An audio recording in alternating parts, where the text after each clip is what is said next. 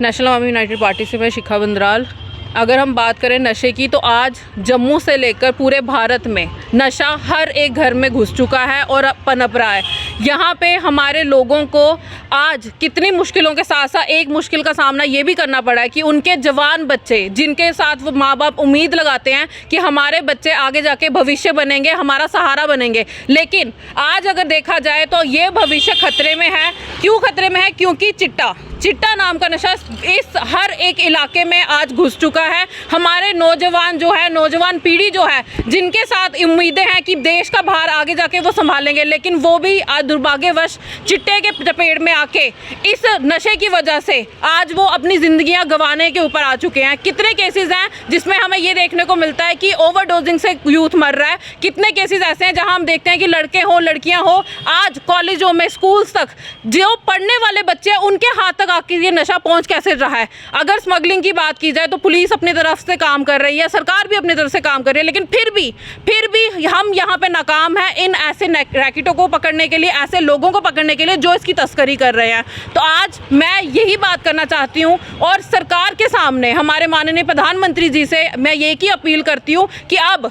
नशा मुक्त भारत का जो आंदोलन है उसे तेज़ किया जाए और साथ ही साथ बचाओ भारत का आंदोलन चले। क्योंकि हमारे यहाँ पे अगर हम आतंकवाद से लड़ने की बात करें तो आतंकवाद से तो हम फिर भी लड़ सकते हैं, लेकिन जो हमारे हर घर में आज हर घर में हर नौजवान जो इस नशे की चपेट में आ चुका है, इससे लड़ने का जो हल है वो एक ही है कि जैसे कोरोना के टाइम पे केसेस के टाइम पे ट्रायल्स हुए थे, टेस्ट हुए थे, वैसे ही अब स्ट्रिक्ट एक्शंस होने चाहिए और हर एक नौजवान के, हर एक गवर्नमेंट एम्प्लॉय के, हर एक सेक्टर में हर एक पर्सन के ऐसे ही टेस्ट होने चाहिए जिसमें पता चल सके कि ऐसे लोग जो नशे की चपेट में है, चाहे वो अभी उन्होंने शुरुआत की है, लेकिन उन्हें बचाया जा सके। ऐसा ना हो कि ओवरडोजिंग की वजह से हमें जो मौतें अब बिल्कुल थोड़ी कम देखने को मिल रही हैं, लेकिन आने वाले समय में ये मौतों की तादाद ज़्यादा बढ़ सकती है नशे की वजह से। तो मैं यही कहना चाहती हूँ कि इसके ऊपर सरकार को ध्यान देना चाहिए। बचाओ आंदोलन बहुत ज़रूरी है अगर हमें अपना देश बचाना है। आतंकवाद से हम लड़ लेंगे, बाहरी लोगों से तो हम लड़ लेंगे,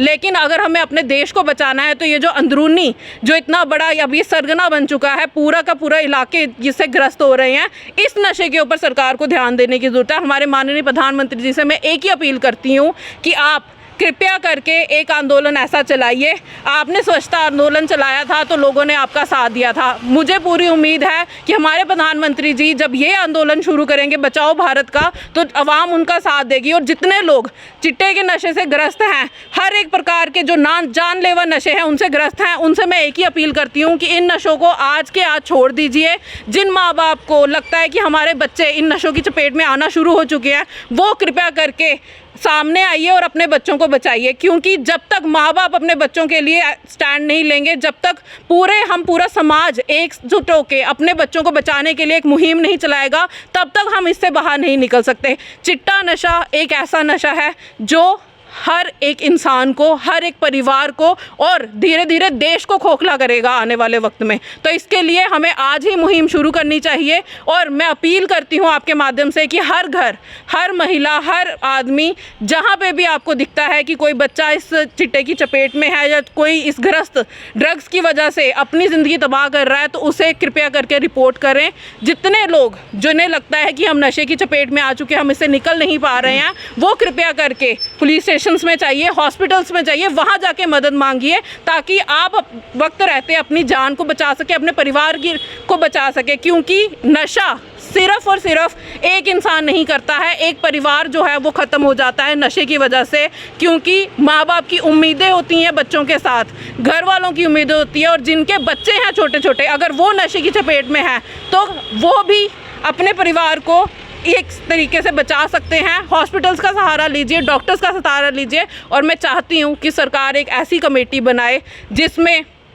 खुले तौर पे बचाओ भारत अभियान चलाया जाए, प्रधानमंत्री द्वारा इसको ऑर्गेनाइज किया जाए और ये कह दिया जाए कि पूरे भारत में ये अभियान चले, ज़ोर शोर से चले, ताकि हमारा युवा पीढ़ी जो है वो बच सके।